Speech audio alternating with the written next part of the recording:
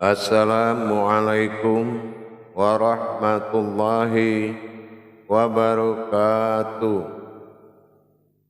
Alhamdulillah, alhamdulillahi rabbil alamin. Assalatu wassalamu ala asrafil anbiya'i wal mursalin, Sayyidina wa maulana Muhammadin. Ashhadu an la ilaha illallah wa ashhadu anna Muhammadar Rasulullah. Allahumma salli ala Sayyidina Muhammadun musabihil wal ikram, ya wal jalila wal ikram, wa tahirin wal mujahidina, amma ba'du. Ibadullah wa ittaqullah. Bersyukur kita kepada Allah dengan mengucapkan Alhamdulillahi Rabbil Alamin atas segala limpahan karunia, rahmah dan hidayahnya, serta dengan izinnya juga kita dapat menjalankan ibadahnya, beramal dan beribadah zahir, batin, dunia dan akhirat. Bersalam kita tidak akan pernah kita lupakan. Marilah sama-sama kita sampaikan, kita panjatkan kepada junjungan kita Nabi Allah, Nabiul Akhirul Zaman, Rasulullah Muhammad sallallahu alaihi wasallam. Atasnya kalimahnya kita sampaikan dengan mengkalamkan Allahumma salli ala Sayyidina Muhammad wa ala alihi Sayyidina Muhammad.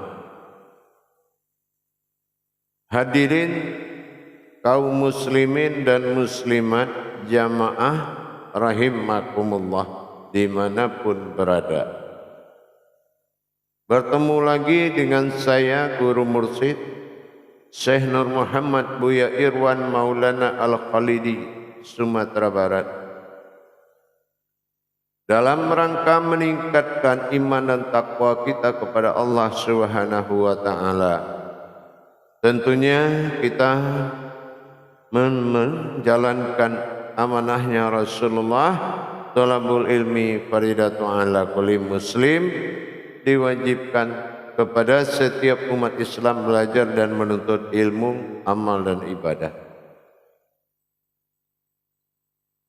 Bersalam kita lagi tidak lupa kita sampaikan kepada semua sahabat dan kerabat kita yang ingin memperdalam pemahaman hakikat daripada amal dan ibadah dalam makom kajian tauhid. Silakan menghubungi nomor telepon yang ada di layar deskripsi YouTube Buya Pasaman Timur untuk mendapatkan bimbingan dan tuntunan belajar secara Zoom dan secara melalui aplikasi Google Meet dalam tempo kurun waktu 1 minggu sekali. Jamaah yang dirahmati Allah, insya Allah dalam berbagi ilmu dan wawasan ini perlu kiranya kita meningkatkan ketakwaan kita kepada Allah dengan membangun iman kita pada diri.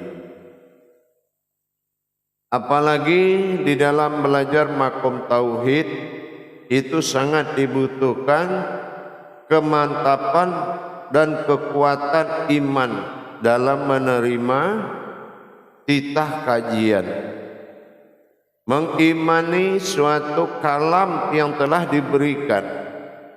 Ini adalah dikatakan tauhid, karena tauhid itu adalah iman. Untuk itu pada waktu dan kesempatan yang kita muliakan ini, saya akan berbagi wawasan tentang hubungan daripada makna hakikat atau dikatakan antara zikir dan tasbih. Kadang kita dengar sebagian umat muslim tidak bisa melihat perbedaan di antara perbuatan zikir dan perbuatan bertasbih. Padahal dari perbuatan amaliyah yang dua ini sangat jelas perbedaannya, bahkan perbedaan itu lebih terlihat daripada kesamaan.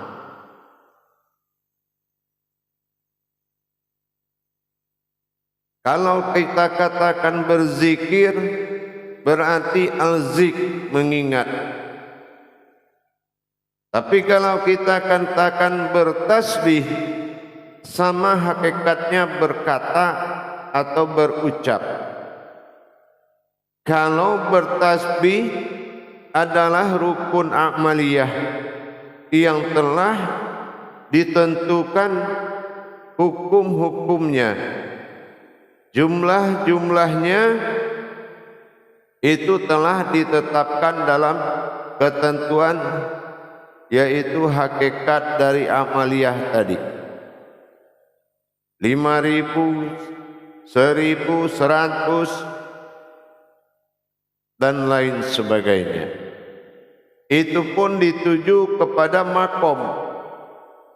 Setiap bertasbih dia akan menuju makom.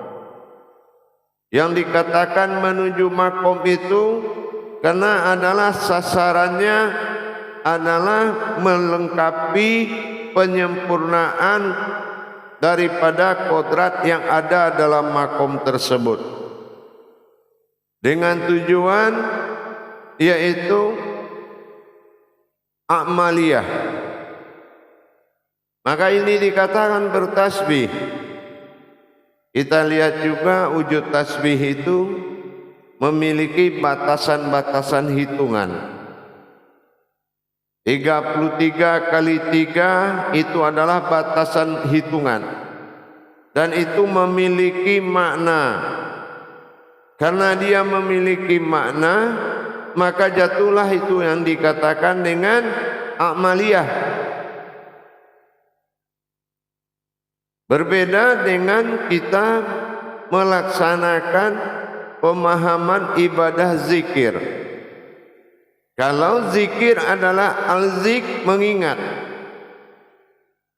Kalau kita melaksanakan sesuatu yang kita ingat sesuai dengan makom zikirnya, maka ingatan ini tidak boleh bersekutu dengan kodrat lain.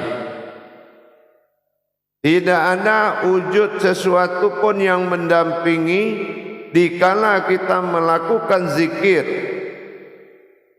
Mengingat sesuatu itu adalah setelah kita mendapatkan suatu pelajaran, yaitu tentang jabariyah ma'rifatullahnya. Pengenalan inilah, ma'rifatullah inilah yang akan membuka pintu zikrullah. Mengingat kepada Allah dalam tentunya kita mengkaji atau mentadabur daripada sebuah kodrat.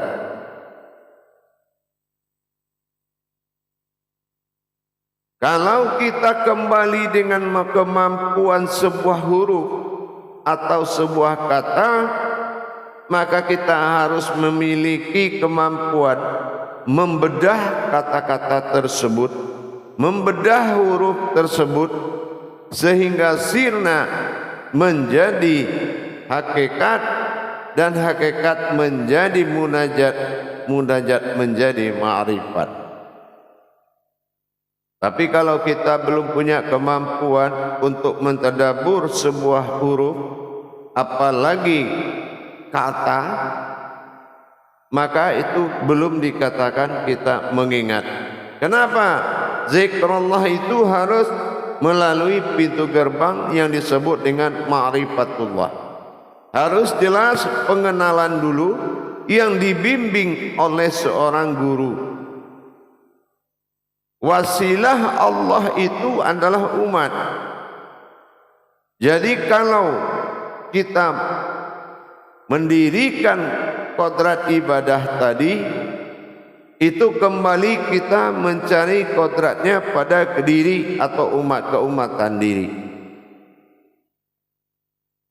Mengingat azik memiliki rukun-rukun dan syarat-syarat tertentu, sama seperti amaliyah atau bertasbih juga memiliki rukun-rukun hakikat yang tertentu yang telah ditetapkan dalam makom tasawuf, dalam makom tauhid, dalam makom tarekat.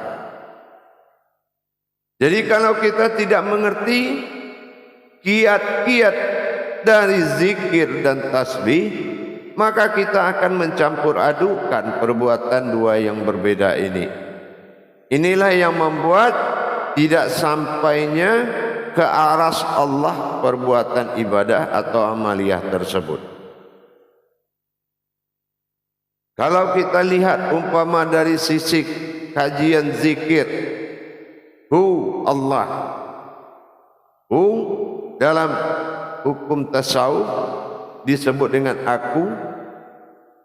Allah asma dikaji dalam hukum adalah zat. Keakuan Allah ada pada zatnya. Zat inilah hayat, disebut rohani. Rohani inilah yang akan disaksikan. Rohani inilah yang akan menjadi pokok ingatan atau zikrullahnya. Bagaimana wujud tadi lahir dan berdiri, mewujud kepada rohani, disaksikan, dan itu akan menjadi sebuah wujud daripada ingatan. Inilah awal zikir adalah ma'rifatullah. Zikrullah berawal dari ma'rifatullah. Jadi para hadirin dan jamaah sekalian, kalau kita sudah mengerti tentang pemahaman perbedaan antara ibadah zikir dan amaliyah bertasbih, maka kita bisa mentajalikan dua kodrat tersebut dari sirullah zikrullah menjadi kodratullah bil amaliyah, menjadikan zahir bagi Allah dalam wujud keakuan sirnya. Ini akan bisa dikatakan zikir mawujud dalam bentuk awal amaliyah. Tapi kalau kita mengatakan amaliyah itu zikir, maka sungguh jauh perbedaan kodrat dengan yang kita akui. Jamaah yang dirahmati Allah rahimakumullah, kalau kita belajar bagaimana mendirikan hakikat di dalam diri dengan aras qudsi dan keramatnya Allah, maka itulah sandaran daripada zikrullah. Disitulah kita mengingat bagaimana wujud itu berdiri setelah ma'rifatullahnya dikaji. Tapi kalau kita ingin mengingat Allah, bagaimana dari ada dia, dari wujud sampai mawujud, dia berdiri dengan ketuhanannya, dengan sifat Tuhannya, tapi kita tidak bisa menyaksikan proses antara wujud atau titik berdirilah yang berkodrat daripada nur kasiyah tadi menjadi alif yang tersurat, arif nyata, butuh penyaksian dan pengakuan yang lebih kuat. Dan itulah yang akan kita saksikan, itulah yang akan kita ingat. Tapi kalau ma'rifatullahnya belum berjalan, ma'rifatullahnya belum terijab dan terbuka, maka kita tidak akan melihat batin tidak akan melihat, sir diri tidak akan melihat. Terus yang mau diingat apa? Apa yang harus diingat? Adakah sesuatu yang diingat itu bisa sebelum dilihat? Nah, disinilah pemahaman dari tajalli ma'rifatullah yang akan selalu kita pelajari, sehingga kita bisa mengingat bagaimana tidak ada maujud menjadi ada. Masa mengingat ini dengan melebur huruf yang dimunculkan dalam sa'ud matsani atau kalam ayat-ayat saktinya. Ilmu-ilmu qadrat hijahiyah akan dilebur dan akan menjadi pedoman ma'rifatullah dalam rangka menetapkan dalam pencarian Allah. Tapi kalau kita belum punya kemampuan untuk membedah atau mentajazus atau mentadabur huruf hijahiyahnya, maka kita tidak akan mendapatkan apa yang dikatakan mengingat. Leburnya sebuah wujud ayat menjadi kauliyah, kauliyah menjadi munajat, munajat menjadi ma'rifat, ma'rifat menjadi wujud bilah itu tadi. Ma'rifat akan menjadi sebuah kauliyah. Tapi pernahkah kita menyaksikan itu secara langsung? Kalau kita belum menyaksikan secara langsung, maka kita tidak akan bisa mengingat apa yang telah dikaji. Kita tidak bisa melihat apa yang telah dikaji. Tidak mungkin mengenal Allah terjadi setelah mengingat. Tetap awaludin ma'rifatullah. Inilah yang dikatakan membuka pintu hijab bertasbih. Proses bertasbihnya alam kepada Allah menjadi diri mengingat Allah. Disitulah letak perbedaan makom daripada mengingat Allah dan bertasbih kepada Allah. Jadi kalau bertasbih itu adalah berucap yang diatur oleh dan dituntun oleh fikihnya. Tetapi kalau mengingat adalah pemahaman yang telah dilebur dari amaliyah tersebut menjadi suatu ingatan yang tidak bisa terputus, yang ingatan yang tidak bisa putus sama sekali. Inilah yang dikatakan zikrullah atau mengingat Allah. Tentunya dengan kita memiliki kemampuan tadabbur Al-Quran, tadabbur diri. Dan inilah yang paling penting kita pelajari. Zikrullah harus memiliki makom tauhid yang bagus, makom tauhid yang sempurna. Mana bisa seorang tanpa mengenal dia bisa mengingat? Harusnya dia harus bisa mengenal terlebih dahulu dengan bimbingan guru dan mengingat apa yang telah dijabariahkan oleh seorang guru. Rahasia demi rahasia, tingkatan demi tingkatan harus kita benar-benar pelajari dengan sami'na wa ta'na. Penggeseran-penggeseran ibadah iman-iman kita diperjalankan, kita harus mampu mengikuti. Tidak bisa kita menyimpulkan pemahaman kecuali kita telah mengikuti pemahaman tersebut. Kemana arah pahamnya, kemana tajalinya, ikuti dengan ikhlas, belajar dengan ikhlas.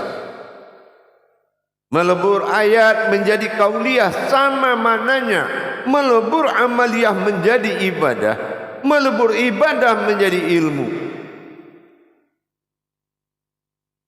Maka daripada itu para jemaah, bertasbih fikihnya amaliyah, sementara berzikir adalah sesuatu induk daripada makom ibadah. Pengenalan-pengenalan marifatullah yang akan mengungkap menjadi zikrullah. Maka mari kita belajar menerima dan mematuhi hak-hak dan kebatilan-kebatilan di dalam melakukan ibadah.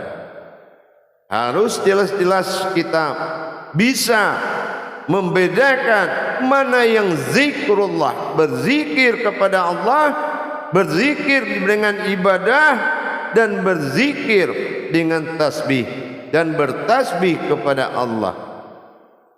Ini harus benar-benar kita pelajari. Kenapa? Karena hak dan batil tidak akan bisa dicampur adukkan. Makanya kita harus belajar mengetahui kebenaran-kebenaran yang ada di dalam makom zikir itu. Inilah perbedaan antara zikir dan bertasbih. Jadi mudah-mudahan kita bisa belajar memahami kiat-kiat hakikat tersebut. Jangan kita melakukan hubungan ibadah dan melalui kodrat amaliyah. Ini juga akan jauh daripada kemungkinan terijabah dari Allah. Amaliyah adalah sifat zahir dengan perbuatan fikihnya, dan kejadian itu menuju hakikat, dan hakikat ini dikenalkan oleh penuntun diri kita yang akan menjadi sebuah ingatan. Bagaimana berdirinya sebuah alif dari wujud titik asal mula jadi. Proses itu akan selalu kita ingat setelah kita melakukan kajian marifatullahnya. Marifatul izzatullah kita contohkan. Bagaimana menjadinya wujud maujud menjadi alif. Bagaimana alif maujud terlihat, bagaimana alif wujud tidak terlihat. Ini juga harus diselesaikan dulu dengan makom marifatullah. Inilah baru menjadi dasar sebagai sebuah al-zik, sebuah ingatan yang akan menjadi ibadah bernama zikir. Insyaallah jamaah, mari kita pelan-pelan mendalami makna-makna yang ada di dalam hakikat Islam.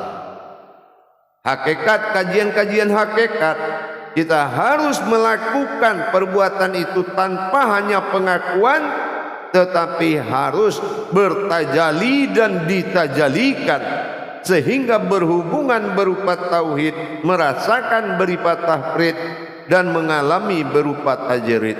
Inilah kebenaran yang nyata di mata Allah. Jadi mari kita selalu meningkatkan pemahaman ibadah ini menuju kebenaran. Siapa yang kamu cari kalau tidak Allah?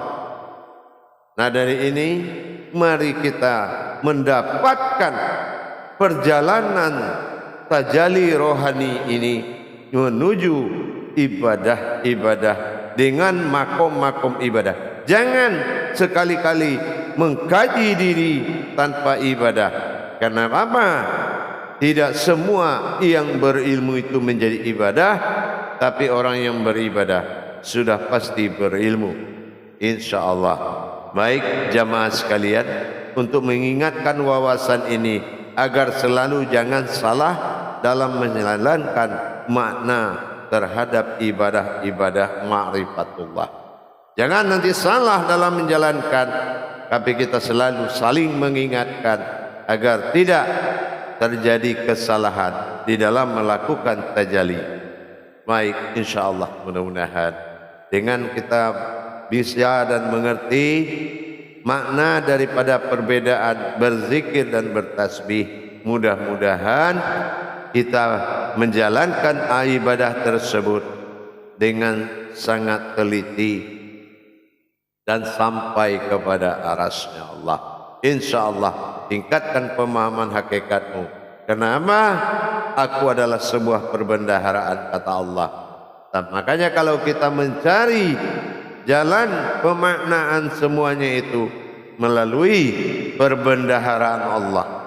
Perbendaharaan Allah mengetahui segala pemahaman-pemahaman hakikat dan mempelajari makna-makna hakikat yang telah disampaikan dengan sami'na wa ta'na, insyaallah para jemaah. Baik jemaah sekalian, akhirul kalam, wabillahi taufiq wal hidayah. Wassalamualaikum warahmatullahi wabarakatuh.